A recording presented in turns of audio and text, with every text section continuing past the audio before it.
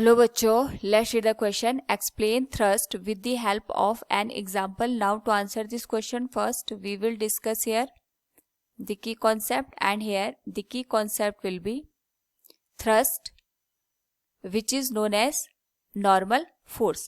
Now यहाँ पे हमसे thrust के बारे में पूछा गया विद एन एग्जाम्पल. तो हमारे पास सबसे पहले अगर हम thrust को अंडरस्टैंड करें तो ये एक ऐसा फोर्स होता है जो किसी भी सरफेस के परपेंडिकुलर डायरेक्शन में एक्ट करता है. नाउ जैसे सपोज हमारे पास यहाँ पे कोई सरफेस है, इस पे हमने इस डायरेक्शन में फोर्स लगाया, तो ये जो फोर्स है इसको हम यहाँ पे थ्रस्ट का नाम नहीं देंगे.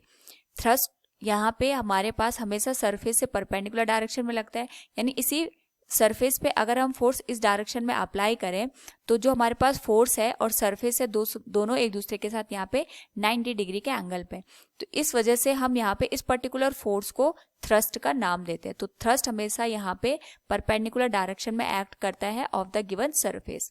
इसको हम एक एग्जाम्पल के थ्रू भी समझ सकते हैं कि सपोज हमने यहाँ पे एक ब्लॉक लिया, इस ब्लॉक पे हमने एक नेल को इस तरीके से प्लेस किया वर्टिकल डायरेक्शन में, और यहाँ पे इस नेल के जो अपर एंड है उस पे हमने थंब का यूज करके फोर्स लगाया. तो अगर हम ऑब्जर्व करें तो हमारे पास जो फोर्स की डायरेक्शन है वो ब्लॉक के जस्ट यहाँ पे परपेंडिकुलर है, यानी जो ब्लॉक है और जो हमारे पास यहाँ पे फोर्स है दोनों एक दूसरे के साथ 90 डिग्री पे लाई कर रहे हैं. तो जो ये हमने फोर्स यहाँ पे अप्लाई किया with the help of a thumb, उसे हम यहाँ पे थ्रस्ट का नाम देंगे. So from the given question you have understood the thrust with an example of nail.